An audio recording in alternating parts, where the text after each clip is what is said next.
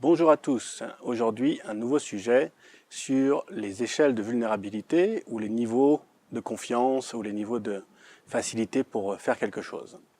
Alors si on imagine la vulnérabilité ou les niveaux d'apprentissage, on peut imaginer une échelle de 0 à 10 et 0 à 2, on va dire que c'est très confortable. On n'a pas de stress, on n'a pas d'angoisse, on n'a pas d'anxiété, il n'y a pas de risque à faire quelque chose, c'est notre niveau de confort, c'est ce qu'on fait tous les jours.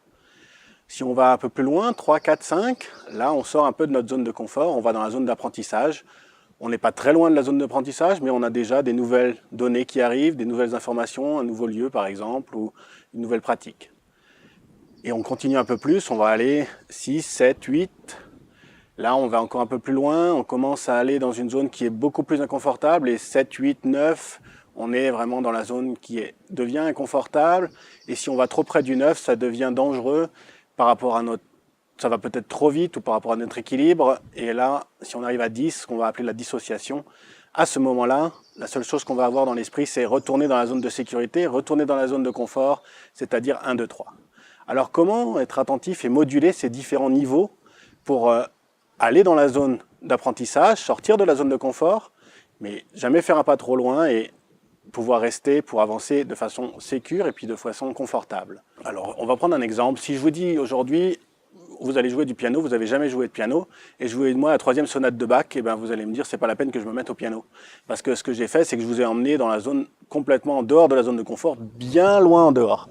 Alors revenons dans un endroit plus confortable, et si je vous dis, voilà, un piano c'est ça, cet engin en bois qu'on a devant nous avec des cordes tendues et des notes, il y a des touches blanches et des touches noires. On a déjà fait une petite différence. Et maintenant, est-ce que vous pouvez appuyer sur une touche? Appuyer sur une touche, on ne l'a jamais fait, alors voilà, une petite excitation à appuyer sur une touche, mais tout le monde peut appuyer sur une touche.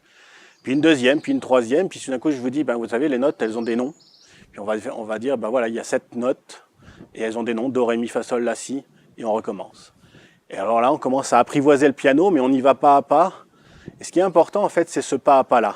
Parce qu'une fois qu'on aura joué 3 notes, on pourra jouer 5 notes, 6 notes, puis on saura jouer le nom des notes, donc on va faire les notes qui correspondent au nom. Et puis on va commencer à apprendre à lire une partition de la même manière, et ainsi, on arrivera à apprendre de façon progressive. Et dans notre vie, de temps en temps, quand on voit qu'on va trop loin, trop vite, l'important c'est de se dire, est-ce qu'il y aurait une étape intermédiaire que je pourrais faire?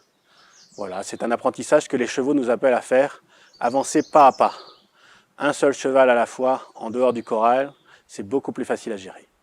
À bientôt pour une nouvelle vidéo. Vous pouvez toujours me suivre sur ma page Facebook ou sur mon site internet.